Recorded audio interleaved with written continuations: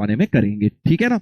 तो आज सब लोग पहले प्रॉमिस कर लें कि सर हम अपना 100% देंगे इस बैच में। कैसे देंगे, क्या करना है, वो मैं अभी आपको आगे बताऊंगा। ये तो मैंने अभी आपको बताया है किसको करनी चाहिए तैयारी, किसको करनी चाहिए, ठीक है।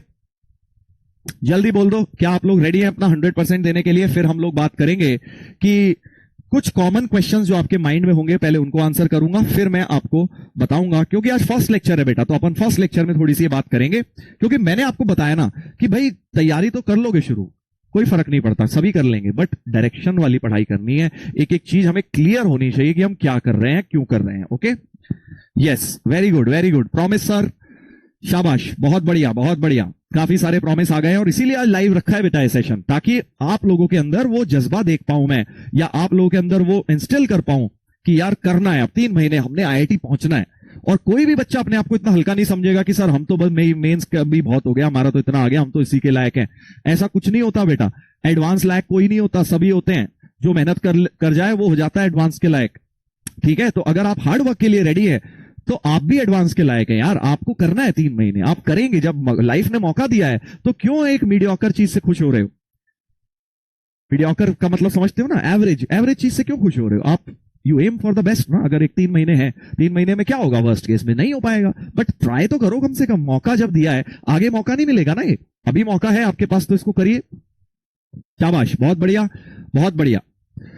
सर क्या आप रिकॉर्डेड देंगे। अभी रुक जाओ, सारी बातें करूंगा, पहले सुन लो। सबसे पहला मैंने आपको क्वेश्चन का आंसर दिया, अभी ऑलरेडी दिया, इस जेई एडवांस वेरी टफ। तो आंसर इसका यही है कि बेटा 50% तो मेंस जैसा ही हो गया है। सिर्फ वो 30-40% जो आपका बचा है, जो इस वाले पार्ट में है, जो सी वाले पार्ट में लाए कर रहा है, उस चीज की तैयारी अब हमें इस बैच में करनी है। मेनली हम इसी वाले पोर्शन पे फोकस करेंगे जो एडवांस में है बट मेंस में नहीं था। थोड़ा डिफिकल्ट लेवल ऑफ प्रॉब्लम्स हो गया, टाइप्स ऑफ क्वेश्चंस हो गया, वो सब अगर आपने कर लिया तो आपको इतना टफ नहीं लगेगा। और अब तो पेपर भी वैसा ही हो गया बेटा, मेहनती बच्चे का सिलेक्शन हो जाता है एडवांस में। वो 20-25 साल पुरानी बातें हैं कि यार बहुत ही रॉ टैलेंट होना चाहिए तब एडवांस होगा। अब तो बेटा जिसको तैयारी अच्छी है उसका एडवांस हो जाता है, उसका हो जाता है। आपकी भी तैयारी अच्छी होगी तो आपका भी हो जाएगा। और फिर मैंने आपको बताया नेक्स्ट चीज पे डिस्कस करेंगे कि अब तैयारी डिफरेंट कैसे रखेंगे, डिफरेंट कैसे होगी। ये बहुत इंपॉर्टेंट पॉइंट है कि यार मेंस में और एडवांस की तैयारी में डिफरेंस क्या है। भाई मेंस में देखो, तुम सब लोग जानते हो यार कि एक तो स्पीड बड़ी इंपॉर्टेंट है, क्योंकि वहां आसान, रिलेटिवली इजियर क्वेश्चंस आते हैं एडवांस से, और नंबर ऑफ क्वेश्चन ज्यादा करने हैं। अगर आप 50-60% मार्क्स ला रहे हैं, जैसे आप में से बहुत से लोग, मैंने बात भी करी थी काफी बच्चों से, 300 में से 200 के करीब आ रहे हैं, है ना। तो 66% हो गए लगभग। तो उनकी 99% आप है कि बेटा 50% तो मेंस जैसा ही हो गया है। सिर्फ वो 30-40% जो आपका बचा है, जो इस वाले पार्ट में है, जो सी वाले पार्ट में लाए कर रहा है, उस चीज की तैयारी अब हमें इस बैच में करनी है। मेनली हम इसी वाले पोर्शन पे फोकस करेंगे जो एडवांस में है बट मेंस में नहीं था। थोड़ा डिफिकल्ट लेवल ऑफ प्रॉब्लम्स हो गया, टाइप्स ऑफ क्वेश्चंस हो गया, वो सब अगर आपने कर लिया तो आपको इतना टफ नहीं लगेगा। और अब तो पेपर भी वैसा ही हो गया बेटा, मेहनती बच्चे का सिलेक्शन हो जाता है एडवांस में। वो 20-25 साल पुरानी बातें हैं कि यार बहुत ही रॉ टैलेंट होना चाहिए तब एडवांस होगा।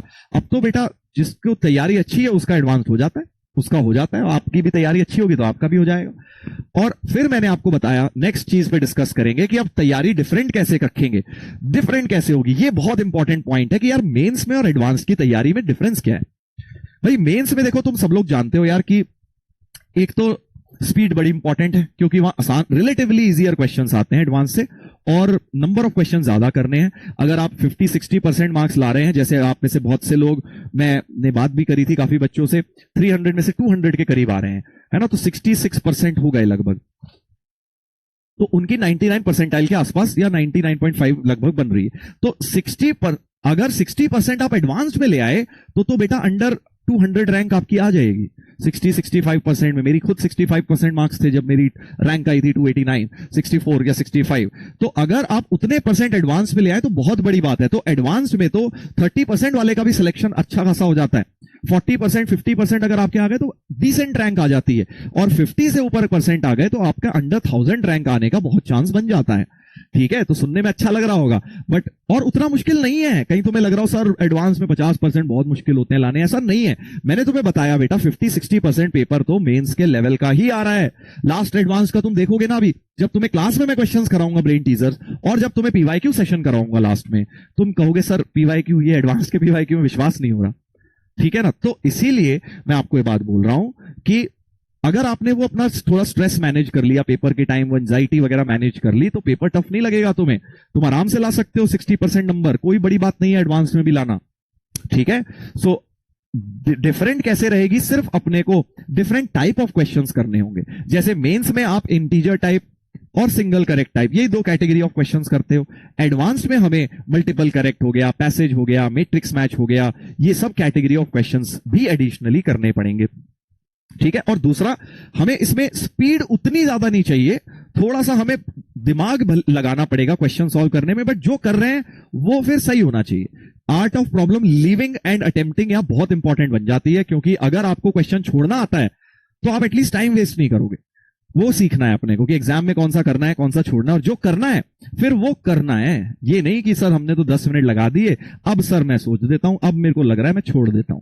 छोड़ना था तो बेटा 2 मिनट में छोड़ना है, बट करना है जब 2 मिनट बाद डिसाइड कर लिया करना है, तो बेटा उसको 5-7 मिनट के अंदर करना है। फिर एक क्वेश्चन में आप यहां ज्यादा टाइम दे सकते हैं, क्योंकि आपको 17-18 क्वेश्चन ही मिलेंगे ना 1 घंटे में। 1 घंटे में 18 क्वेश्चन मिलने हैं मैथ्स में, जो पिछले कुछ टाइम से आ रहा है ट्रेंड, वो यही है।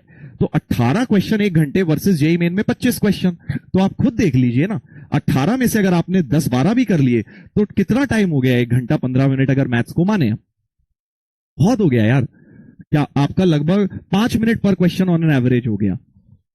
तो कहने का मतलब यह है कि एडवांस में टाइम पर्याप्त होता है, टाइम की कमी नहीं होती है, बट क्वेश्चन होने चाहिए हमसे, जो क्वेश्चन हमें आता है वो हमें करके दिखाना है बिना गलती करे। उसके बाद नेक्स्ट कॉमन क्वेश्चन क्या, यहां पे थ्योरी भी होगी।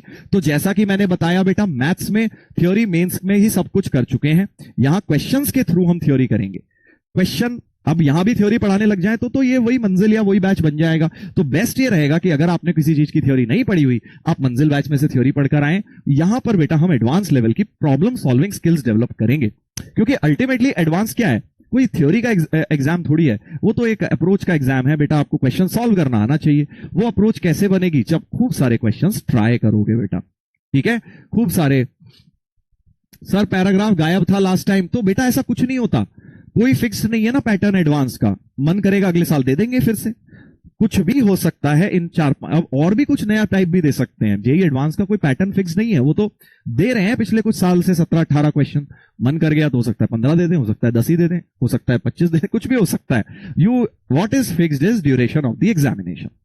ठीक है ना। अब बोलोगे सर इतना ज्यादा चेंज हो सकता है, हमारे टाइम पर भी हुआ था बेटा, हमें तो यही नहीं पता था हमारा सब्जेक्टिव होगा कि ऑब्जेक्टिव होगा जेईई एडवांस।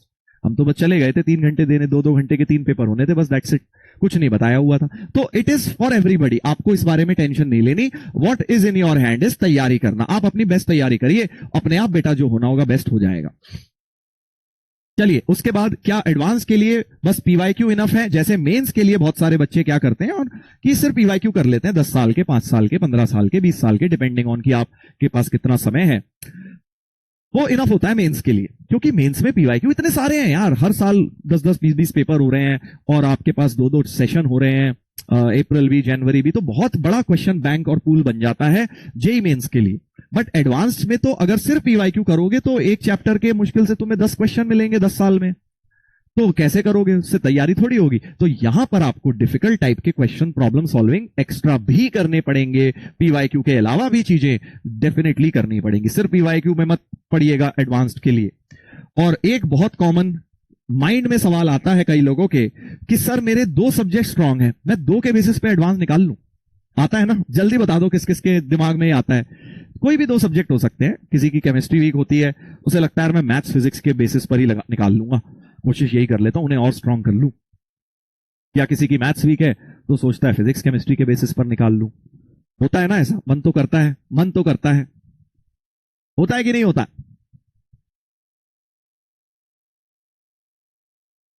यस मी सर, मी, यस सर, मैथ्स वीक है, यस सर, मी समवॉट, यस सर। देखो, देख रहे हो कितने सारे लोग हैं।